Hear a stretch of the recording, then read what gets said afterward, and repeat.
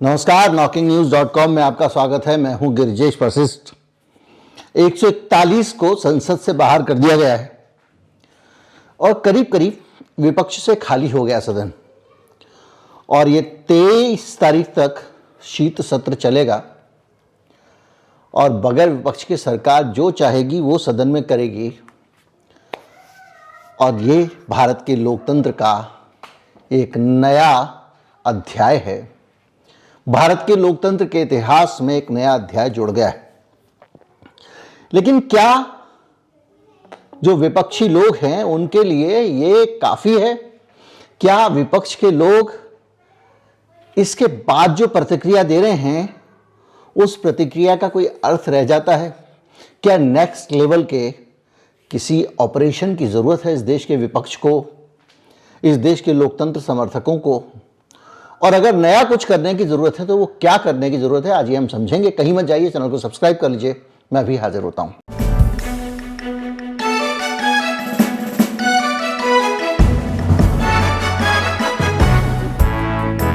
देश की संसद की जो कार्रवाई चलती है उसके बारे में जो भी फैसला होता है और जो भी नियम बनते हैं वो संसद खुद बनाती है और संसद की कार्यवाही में क्या हो क्या ना हो ये सुनिश्चित करने का कार्य सदन के ही हाथ में होता है। सदन ही ये तय करती है कौन सी चीज सही है कौन सी गलत है, ये सदन ही तय करती है। और जब ये होता है तो सदन में जिसका बहुमत होता है बहुत कुछ उसकी सदाशयता पर निर्भर होता है, उसके मन में कितना लोकतंत्र है, वो सदन में उन शरारतों को, उन हंगामों को कितना सम्मान देना चाहते हैं और जो मुद्दे वो उठा रहे हैं उन मुद्दों को कितनी अहमियत देना चाहते हैं। जब आपके दिमाग में दुश्मनी हो, आपको लगे कि ये विपक्षी जो हैं ये हमारे ऊपर सवाल उठा रहे हैं तो हमें इनका सबक सिखाना है, इनको ठिकाने लगाना है, तो आप सदन नहीं चला सकते, आप कुछ भी कर सकते हैं। 141 सांसदों को जो निकाला गया है उसके बाद दूसरी बुद्धि की बलिहारी विपक्ष की भी है। देखिए जो किया सत्ता ने, सत्ता संस्थान ने, सत्ता में बैठे हुए लोगों ने, वो हम सब देख रहे हैं। लेकिन क्या इतने लंबे 10 साल के अनुभव के बाद, 9.5 साल तो हो ही गए, विपक्ष ने सत्ताधारी पार्टी के लोकतंत्र के लिए कमिटमेंट को इतना ही समझा है? क्या उनको नहीं पता कि ज्यादा लोकतांत्रिक अपेक्षाएं इनसे नहीं करनी चाहिए? फिर आप कहेंगे कि अगर सदन में जाके, संसद में जाके भी कोई आदमी अगर सवाल नहीं उठाएगा तो कहां उठाएगा?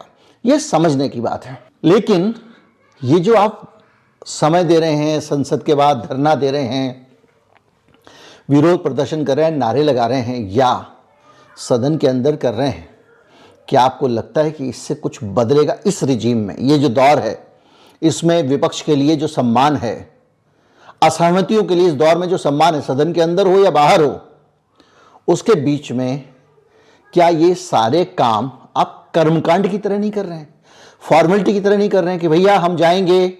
अगर सदन के अंदर कुछ लोग घुस गए हैं, आप बयान की मांग कर रहे हैं और आप कह रहे हैं कि गृह मंत्री बयान दें, मेरे ख्याल से इससे ज़्यादा जायज मांग कोई नहीं हो सकती।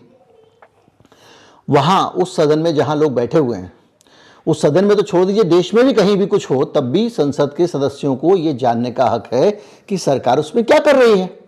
और सरकार को वहां बताना चाहिए। वहां बताने के बजाय अगर गृह मंत्री पूरी दुनिया को बताएं और सदन को ना बताएं, जबकि सदन में ये विशेषाधिकार है कि जब सत्र चल रहा हो तो आप बाहर बयान ना दें, सदन को बताएं, क्योंकि अब देश के प्रतिनिधि वहां बैठे हुए हैं फैसला करने के लिए, तो आप वहां अखबारों के और टीवी चैनलों के प्रोग्राम में जाके डायलॉग बोल के क्या कर रहे हो?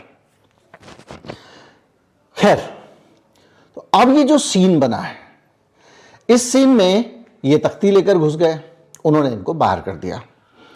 अब अगर आप सोचें तो क्या इसके अलावा कोई और अपेक्षा की जा सकती थी इस रिजीम में? वो दौर तो चला गया जब आके सत्ता दल के लोग भी आपके साथ बैठ जाते थे, आपके धरने में शामिल होते थे, मूंगफलियां खाते थे, सर्वदलीय बैठक बुलाई जाती थी और बुलाने के बाद में जो संसदीय कार्य मंत्री होते थे उनका काम होता था दोनों पक्षों को बिठाकर बीच का रास्ता निकालकर मान मनोबल करके सदन की कार्रवाई को विपक्ष के साथ आगे बढ़ाया जाएगा। अब तो संसदीय कार्य मंत्री खुद ही प्रस्ताव लाता है, इनको बाहर करो, उसकी पार्टी के सारे लोग वोट दे देते हैं, तो वो तो आप तो बहुमत में हो ही तो बाहर कर ही दोगे। तो ये जो पूरा लोकतंत्र का दौर है, इसको सोचने की जरूरत है कि क्या अब ये जो सदन में आप जो घुस जाते हैं तख्तियां लेकर या उसकी सीढ़ियों पर बैठ कर धरना देते हैं, नारेबाजी करते हैं, गांधी जी की मूर्ति के सामने बैठ जाते हैं, इतने भर से सरकार को बदला जा सकता है। बदलने का मतलब इसका चरित्र बदला जा सकता है, इसके अंदर संवेदनशीलता लाई जा सकती है लोकतांत्रिक मूल्यों के लिए। अगर पूछा जाए तो सारे विपक्षी सांसद कहेंगे नहीं, फिर आप ये क्या कर रहे हैं? तो अब क्या करें? तो कहां जाने की जरूरत है? सबसे ज्यादा जाने की जरूरत है जनता के पास। आप मुझे एक बात बताइए, एक लोकसभा का जो क्षेत्र है उसमें कितनी आबादी होती है, कितने वोटर होते हैं? और अगर उस लोकसभा क्षेत्र के सारे वोटरों की बात करने वाले आदमी को संसद से बाहर फेंक दिया जाए, तो उस लोकसभा क्षेत्र में कुछ सुगबुगाहट होनी चाहिए, कुछ आवाजें उठनी चाहिए, कहीं कोई गतिविधि सड़क पे होनी चाहिए, कहीं बंद हो, हड़ताल हो, धरना हो, प्रदर्शन हो, सड़कों पर आए कार्यकर्ता। कहीं कुछ क्यों नहीं होता? उसकी वजह मैं बताता हूं। वजह यह है कि लोकतंत्र हम कहते हैं, लेकिन लोकतांत्रिक प्रक्रियाओं के शॉर्टकट इस देश में जो ढूंढ लिए गए हैं, उनके कारण सारा बंटाधार हुआ है। और जो लोग चुन के संसद में आते हैं, वो लोग जनता के प्रतिनिधि होते हुए भी जनता से कनेक्ट नहीं रखते और जनता के नेता नहीं होते हैं। लोग आपको वोट तो देते हैं, लेकिन आपके साथ खड़े नहीं होते हैं। अगर आप, ये सब पे लागू होता है, नोट बांटकर वोट, सब पे बोलता हूं, मतलब 10% 5% छोड़ के रखिए, नोट बांटकर, वोट बांटकर, पौवा बांटकर, ईवीएम में हेराफेरी करके, काउंटिंग में हेराफेरी करके। अभी दिमनी का एक वीडियो आया था हमारे आदरणीय अजीत अंजुम जी के चैनल पे, वहां पे महिला वोट डालने जाती है, वहां 4 लोग खड़े हुए मुस्तंडे, देखें किसको वोट डाला है। इस तरह की रिगिंग करके जीत के आओगे भैया, लोगों को कुछ देकर वोट खरीदोगे तो पेमेंट हो गया, माल मिल गया। लेकिन अगर आपके ऊपर ईडी लगा दी जाएगी, सीबीआई लगा दी जाएगी, आपको जेल में डाल दिया जाएगा, तो आपके साथ कोई आदमी खड़ा नहीं होता है। और इसीलिए खड़ा नहीं होता है क्योंकि आप अपने चुनाव क्षेत्र से चुनकर तो आए हैं, लेकिन क्या आप उसके प्रतिनिधि हैं? ये लोकतंत्र का, भारत के लोकतंत्र का एक मूल सवाल है जो सोचने और पूछने की जरूरत है। 141 लोकसभा सीटों में अगर आप कहते हो कि गैरकानूनी तरीके से आपको निलंबित किया गया है, अनावश्यक निलंबित किया गया है, तो ये जो वहां पे मिमिक्री कर रहे हो, जोकरी कर रहे हो, आप सदन की सीट पे बैठ के सभापति महोदय का मजाक उड़ा रहे हो, इस मनोरंजन को छोड़िए और अपनी अपनी जनता के पास जाइए। 6 महीने बचा हुआ है और जब सत्र से आपको बाहर ही निकाल दिया गया है, तो यहां आप क्या आंदोलन कर रहे हैं? और वो भी आप उस जगह आंदोलन कर रहे हैं जहां पर सुनवाई का कोई मतलब ही नहीं है, जहां पे जो चाहे वो अपमानजनक शब्द सदन में बोलकर एक सदस्य सुरक्षित रहता है, दूसरी एक सदस्य को एक दिलजिला आशिक ठिकाने लगा देता है। हम और आप कोई टिप्पणी नहीं कर सकते क्योंकि ये फैसले सदन के अंदर हुए हैं और सदन का एक अपना विशेषाधिकार है। और अगर आप कुछ कहेंगे तो वो सदन की अवमानना होती है, इसलिए सदन का जो फैसला है वो अंतिम ही फैसला है। लेकिन सदन से अगर आपको लगता है कि आपको न्याय नहीं मिला, मैं तो कहूंगा भैया भरपूर न्याय मिला है, कौन चक्कर में पड़े, कल के दिन बुला लेंगे, वहां खड़ा कर देंगे, सजा वजा भी कर देते हैं। तो अगर आपको लगता है कि आपके साथ अन्याय हुआ है, तो वोटर के पास जाइए, जिसने आपको चुन के भेजा है, उसको बताइए कि आपने हमको चुन के भेजा और यहां पे आपकी आवाज नहीं उठाने दे रहे, वहां पे कब्जा कर लिया है इन्होंने। दूसरा, ईवीएम को लेकर बड़ा सारा हो रहा है, डायलॉग बोल के निकल जाते हैं, ट्वीट करके लोग निकल जाते हैं। ईवीएम की समस्या अगर गंभीर समस्या है तो इस समस्या को आप गंभीरता पूर्वक उठाते क्यों नहीं? मैंने अभी आपको मुरैना का दिमनी का उदाहरण बताया, जहाँ पे लोग वोट डालते समय औरतों को देख रहे थे कि वो कहाँ वोट डाल रही हैं। अरे वो वहाँ ना भी देखें तो भी ये जो सिस्टम ईवीएम का बनाया गया है, इसमें आराम से कोई भी पता कर सकता है कि जो बूथ है उस पर किसके पक्ष में वोट पड़े हैं। अब आप सोचिए, एक बूथ ए है, वहां पे लाला राम नेता है उस इलाके का, लाला राम ने पैसे ले लिए हैं 500 लोगों के वोट के बदले, 100 लोगों के वोट के बदले, और लाला राम के बूथ से पैसे निकलते हैं कि नहीं निकलते हैं ये पता किया जा सकता है। तो इस देश में लोकतंत्र कहां बचा, गुप्त मतदान कहां बचा, और जिस व्यक्ति ने वोट डाला है वो कहां बचा। तो इस बारे में बात करिए ना, इस बारे में बात करिए कि किस तरह से ईवीएम 100 सील लगाने के बाद भी पीछे से खुली हुई है, वहां से कोई भी ईवीएम को तार से कनेक्ट कर सकता है, हटा सकता है। बात करिए कि जो आप कहते हैं वो एक सीरियल पोर्ट है जिसके जरिए ईवीएम में कुछ भी डाला या निकाला जा सकता है, और सीरियल पोर्ट को सील तक नहीं किया जाता है। मसले उठाइए। तो जब तक भाई साहब लोकतंत्र आसानी से आता नहीं है, लोकतंत्र के लिए दुनिया में लोग कुर्बानियां दे रहे हैं। हांगकांग के लोगों का संघर्ष देखिए, किस तरह से वहां के नौजवान सिस्टम और सरकार से संघर्ष कर रहे हैं, किस तरह से वहां के लोगों के पत्तन पर के लिए कानून बना रही चीन की सरकार, किस तरह से चीन की तानाशाह सरकार ने हांगकांग के लोग जो लोकतंत्र के लिए लड़ रहे हैं उनको एआई के जरिए, कैमरों के जरिए उनकी पहचान करके उनके ऊपर कार्रवाई करनी शुरू की है। किस तरह से उनके मोबाइल, इंटरनेट, सब चीज पर हाई लेवल का सर्विलांस है। उसके बावजूद वो लोग 1 मिनट की नोटिस पर इकट्ठे हो जाते हैं और हांगकांग में किसी भी जगह पर ताकत दिखा सकते हैं कि हम जनता के लोग हैं और इतने ये हैं। चीन की सरकार कानून लेकर आई कि हांगकांग के लोगों को गिरफ्तार करके चीन में मुकदमा चलाया जाएगा। लोग सड़कों पर आ गए। इंटरनेट बंद थी तो उन्होंने एक एप्लीकेशन बनाई जिसमें वाईफाई के जरिए लोग एक दूसरे से जुड़े हुए हैं, यानी मोबाइल से मोबाइल कनेक्शन है। सरकार ने जब फेशियल रिकॉग्निशन कैमरे लगाए तो लोगों ने यहां लेजर लाइट लगानी शुरू कर दी कि कैमरा आइडेंटिफाई नहीं कर पाएगा हमको। सरकार ने तरीका निकाला कि इनके ऊपर हम नीली, जो इंक नहीं होती चुनाव वाली, उसके जरिए फायर ब्रिगेड से पानी फेंकेंगे प्रदर्शनकारियों पे, और जहां आदमी दिखेगा रंगीन उसको पकड़ लिया जाएगा। हांगकांग के स्वतंत्रता सेनानी छतरी आगे लगाकर प्रदर्शन कर रहे हैं ताकि उनके ऊपर रंगीन पानी ना आए। यह है लोकतंत्र के लिए जो कुर्बानी देनी होती है, और दुनिया में अलग अलग जगहों पर इस तरह के संघर्ष लोकतंत्र के लिए चल रहे हैं। भारत में अगर लोकतंत्र पहले से है और खतरे में दिख रहा है आपको लगता है कमजोर हो रहा है, तो क्या संसद के बाहर चुटकुले सुनाकर, मिमिक्री करके आप लोकतंत्र को बचा लेंगे?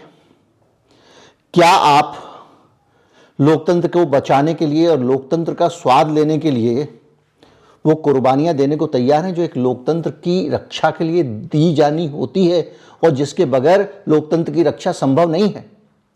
तो सड़क पर कब आइएगा?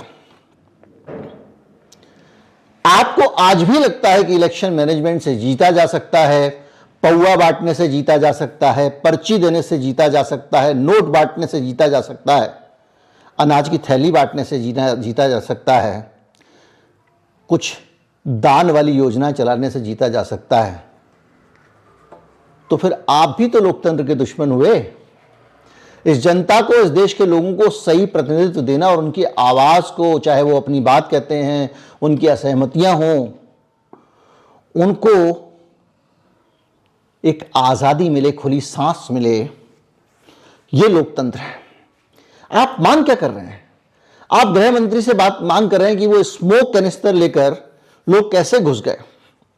मांग आपकी जायज है, लेकिन आप जिस तरह की मांग कर रहे हैं उस मांग का नतीजा यह है कि भारत के इतिहास में अनेक बार संसद में लोगों ने प्रदर्शन किए हैं, संसद में लोगों ने आवाजें उठाई हैं। 1970 से 98 के बीच में 16 घटना हुई।